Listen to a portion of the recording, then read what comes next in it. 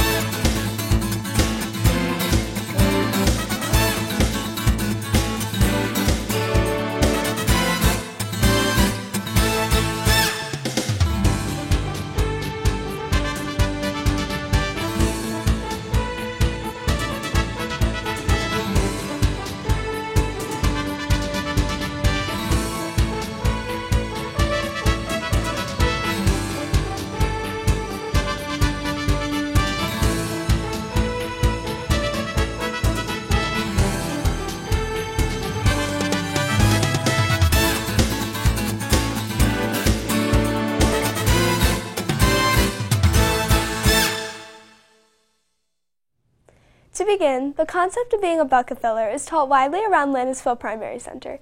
Carter Javahar checked out what it is like to be a bucket filler and what exactly a bucket filler does. The Bucket Filler Lunch is an important event here at LPC. But what is a bucket filler?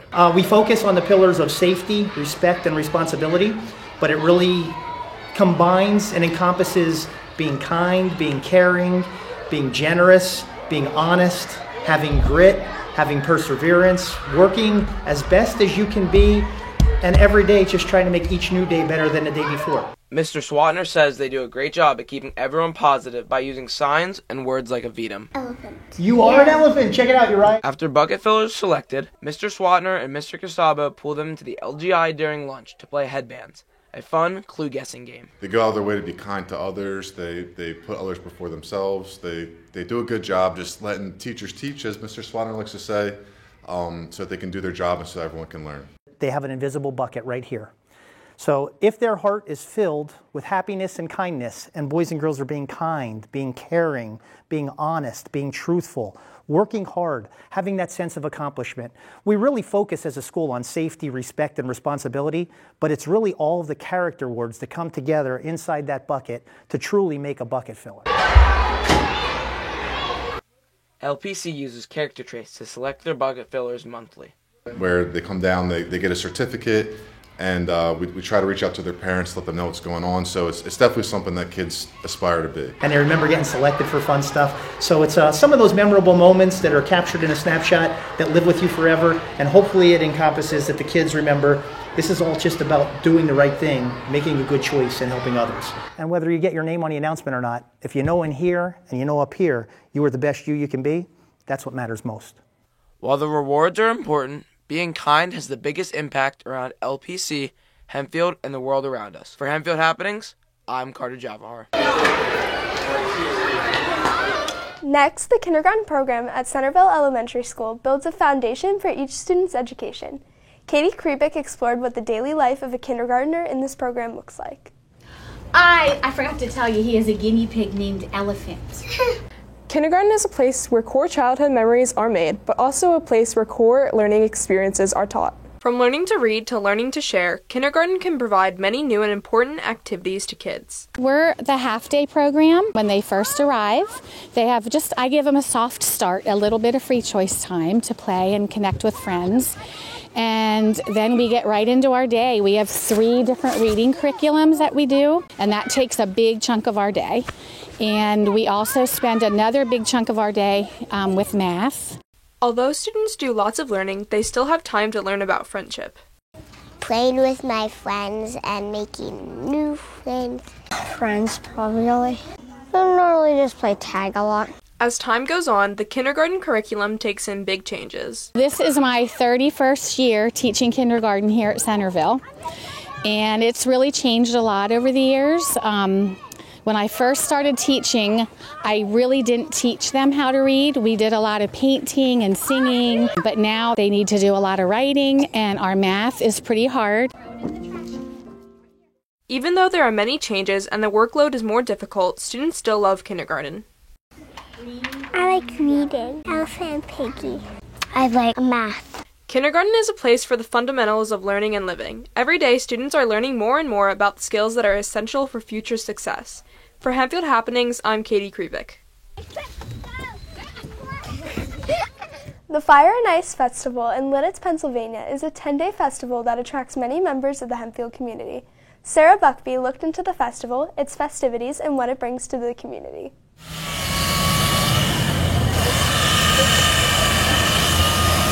Many find themselves sitting at home during these chilly winter months. But the Lidditz Fire and Ice Festival has created a way to bring the community outdoors with an attraction even icier than the air. Yeah, so we start off by building the walls. We use, as you can see here, this is a 5-block sculpture. They weigh about 300 pounds apiece, so before the sculpture is carved, it's about 1,500 pounds.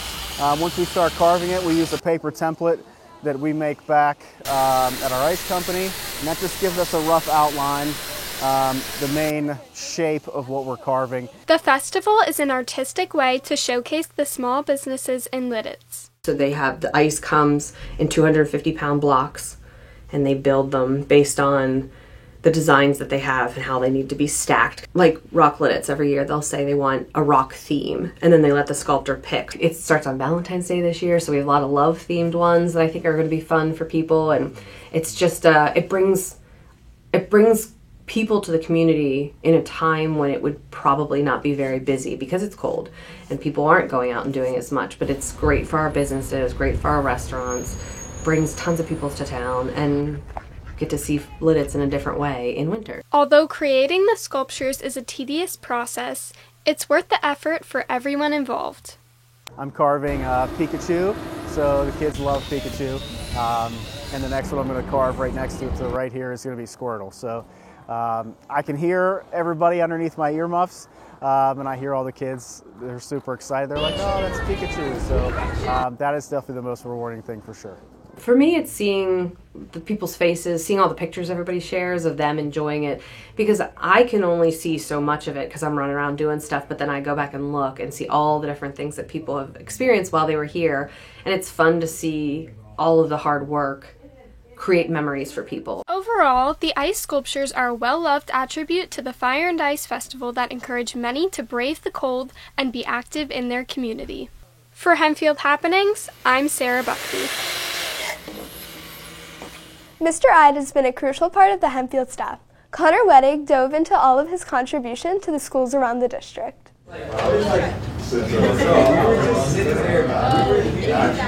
Here at Hempfield's Performing Arts Center, Derek Ide now works as a key member of the tech department and manager of the space. His journey from student to staff helps show how Hempfield shapes future careers. Mr. Ide's connection to Hempfield began as a student exploring the wide variety of technology classes offered. So I'm in technology now, and I did a lot of technology classes, so I would say having the access to those classes really helped me a lot. Not a lot of schools provide as many extracurricular classes as we do here at Hempfield, so it was nice to have that. Beyond the classroom, Mr. Ide's experience at Stage Crew taught him skills that he now applies in his career. So Stage Crew, I learned a lot about how everything works in this space, how everything works together, from QLab controlling lighting, but also controlling audio, and how to build a set, and how to go from a pile of wood to a full-blown production. All the work that the kids put into it, I learned firsthand, so I can kind of appreciate that a little more. Now, as the coordinator of the Performing Arts Center, Mr. Ide is providing students with the same opportunities that shaped his own future. So here at Hempfield, we have a very extensive theater arts program.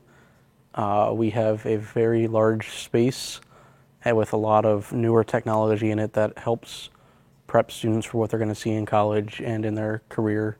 Mr. Ide is part of a larger team at Hempfield that guides students' talents and passions, helping them discover and pursue careers. As educators, we kind of take those passions and kind of mold them and kind of push them into directions that they want to go. Mr. Hyde's journey from a Hempfield student to coordinator of the Performing Arts Center demonstrates how Hempfield inspires and equips its students for success, whether through stage crew, technology classes, or theater arts. The school continues to pave the way for the next generation. For Hempfield Happenings, I'm Connor Wettig. Last month, we checked out the new swim team coach and his goals for the team.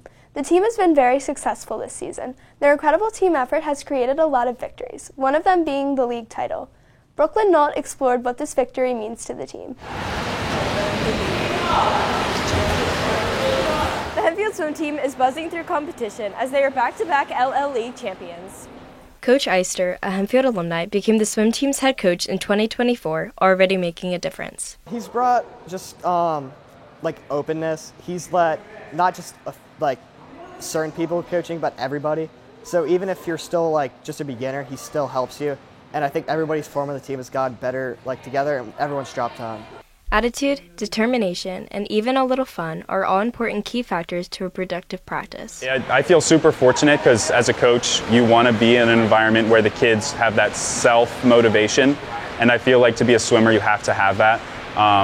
So when they show up already having that, then we can kind of in between sets joke around with each other a little bit, and it helps to break the mood when you're in those sets where you're, hitting the wall out of breath, sprinting, dead tired. To be able to have a little bit of fun between sets keeps the energy high, keeps the environment positive.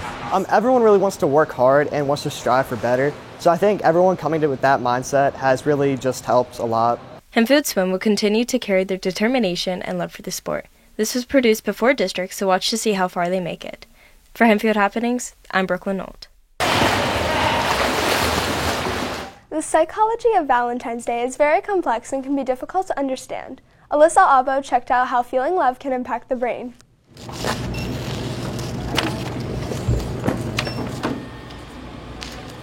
Love is in the air during the month of February, specifically February 14th. Many celebrate this day, and there are some interactions and factors to look at between two people that leads them to the feelings of attraction or hypothetically love. To look into the idea of what causes people to develop romantic feelings, there is a famous social experiment called the suspension bridge experiment. So in this study, what they did is they had men cross a suspension bridge. And at the end of the suspension bridge, there was a woman waiting there who gave them a personality test. And during the personality test, she gave the men her number. And she said, if you have any questions about the experiment, feel free to call me. Another group, they had them cross the bridge and they waited for a little while. And then the woman interviewed them. Same thing. The study showed that the group who were interviewed right after they crossed the bridge were more likely to call the woman. And the reason why is because they misattributed that physiological response as like a feeling of love or a feeling of being attracted to this woman. Because their heart was pounding, they were breathing differently because they had just crossed this high bridge, and they misattributed to that. While misattributed feelings can spark physical and cognitive response for attraction, there are other key factors that bring people closer together. So there is this misconception that opposites attract. Does that happen? Yes, that happens. But actually, more research indicates that people are more attracted to people who are more similar to them than different. Part of this majority that are more alike is a student with her relationship. I think when we first started dating, we weren't like the exact same. We definitely had our differences, but I feel like we've both developed each other's character traits, and it's really funny. There is this idea of, in psychology, we call it the mere exposure effect. And the mere exposure effect is this idea that if you are around something or someone, you will start to gain some affection for that person. We met through band, so we did band together, and we just we were both in the WIN section, so we both were around each other all the time. So we just started becoming friends, and then through the years we got closer and closer and started talking more outside of band. Quality time are often shared during holidays like Valentine's Day, and according to AYTM survey, 75.5% respondents are excited to celebrate it in 2025. Valentine's Day is something that is pretty unique to the United States and our culture because of how much money it makes. So I think it has an impact on people because they just grew up around it and they sort of adopt it as part of their behavior, part of who they are. I love Valentine's Day just because I love romantic movies, books, but I feel like the movies didn't do so much as my family did, going from like my mom always tried to make every holiday special no matter where we were at in life. Looking into the psychological effects and experiences of society determines that love can be simple yet confusing, but it's all around us being felt and celebrated. For Hempfield Happenings, I'm Alyssa Abba. Speaking of love, Brady Falcon looked into the winter formal at Hempfield High School. The winter formal isn't new here at the high school, but with this new year brings in a new title for the dance. Some students were even excited by the prospect of a new tradition at Hempfield. No, I really think that the title change helped to promote the actual Sadies where the guys are being asked by the girls, because if it was just the winter formal, I definitely would not have asked him. I went with my boyfriend, so I asked him with the sign, which was really funny because he was not expecting it at all. But it was definitely a new tradition that I really enjoyed doing. Not only were the students excited about the change, but so was their council leader. I think the dance was a big success. We had a few more students come this year than last year, so I feel that if students are interested in the event and they're coming out to it, then it was 100% worthwhile. And Sadie's is traditionally when there's a dance held and girls get to ask guys to go to the dance, which is kind of deviates a little bit from the norm. So we decided to try it this year just to see if the student body liked the idea and actually went along with that idea. And so at our recent Win 5 meeting, students said they reached out to classmates and wanted to see if this was a popular theme, and apparently a lot of kids did it. So hopefully we can do it again next year. All in all, both teachers and students agree that the new name stands for a new tradition. For Hempfield Happenings, I'm Brady Falcon. Next, Carter Gingrich checked out why students at Centerville Middle School collected soda tabs for a good cause. During the holiday season, many people are in the giving spirit, but students at Centerville Middle School have found a unique way to give back to charity. So I'm the student council president of Centerville Middle School. I really enjoy it so far. I got elected last year from my student body, and it's been a joy working for everybody. We have our officers, we meet once a week, and then we meet as an entire student council once a week. And it's really, all the activities are determined by the students. We like to set up fundraisers, events. We've been doing a bunch of food drives. We did a pet pantry. The 3 dances at the middle school throughout the year. We do the pep rallies before we leave for breaks, whatever the students want to do. Making sure everyone has a fun time. The service-focused student council's mission includes setting up fundraisers in the middle school, but one fundraiser has a special meaning for some students. One of our 7th grade students, Bethany, she approached me and shared that her family had benefited from staying at the Ronald McDonald House. There was a child in their family that was experiencing some health issues, so they were able to stay there. And as a way to give back, I think it was her aunt collects soda tabs and then turns them into the Ronald McDonald House in Hershey, and she thought that it would be a really easy thing for us to do here at CMS. Originally, I didn't really understand the idea, but after researching it, there's a lot that goes into it. Student council members say the simplicity of the charity helps attract students across the school to pitch in. You know, you finish your drink. Mine here is some sparkling water. You pop it off, and then we have bins in a number of different locations. We have multiple locations. We have one in the office, our cafeteria, I think some classrooms as well. Just put it right in. I had like a bag the other day, and some students will bring in stuff, and from your soda cans, and you place it in, and I just think it's a great way. Very simple and easy. Is it for the office? This one is. I don't know about that one. And I know someone in the cafeteria came in with like 2 big bags and dumped them in. The Ronald McDonald House has helped members of Hempfield's community in times of need as well, such as Landisville Intermediate Center teacher Rick Appleby. The experience I had with the Ronald McDonald House was when my youngest daughter was very sick. It was the first time I had ever had a kid get really sick where they couldn't just go to the family doctor or to the local hospital, but she needed to be admitted to a children's hospital specifically.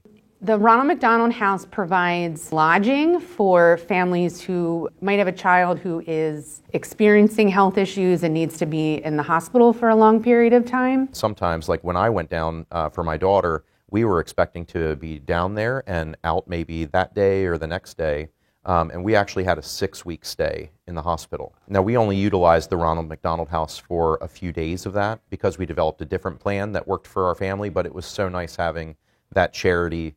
It was directly across the street from the hospital. This takes the burden off of the family of having to pay for hotels or other types of lodging. My interaction with the staff at the Ronald McDonald House was all positive. They're caring and they know that you're going through something that's, for some families going to be pretty traumatic and going to be something that's a long road to get through. Everyone really had my best interest in mind. And I felt comfortable with the whole experience. With support from patrons like Bethany and Mr. Appleby, students and community members in Hempfield are learning the value of charity and being there for those in need.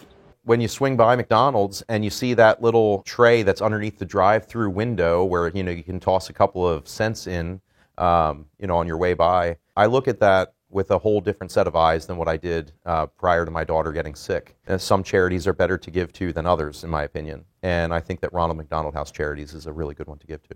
I'm really glad that people are participating and we're getting hopefully a lot of soda tabs. I'm glad that we get to partner with the organization and that we get to raise some money.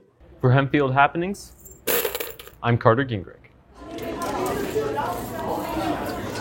Next, Brooklyn Knoll explored the benefits of taking college classes in the high school. Now need to be able to think about this further away from the earth. College in the high school gives students the opportunity to take college classes with reduced rate, less transportation, and so students can work ahead and collect college credits. Mr. Wise, a marketing teacher, teaches multiple college classes and talks about why this opportunity is important for the students. It's nice that they're able to get a taste of what college would be like. Oftentimes our students are very prepared, and it's a nice step of comfort that they can step into that realm with a high school teacher they're familiar with and comfortable with, being their teacher, but presenting the content that's at a college level. Mrs. Steisley, the secondary curriculum supervisor, shares the steps if interested in taking a college class. College in the high school classes are designated in the course guide this year with a little icon that shows a little college next to it to show that you can get college credit for that. And also at the end of the course guide, there's a list of all the classes all at one spot so that a student can see which ones are available. A junior, Ethan Albright, shares why they offered college courses help him shape his future.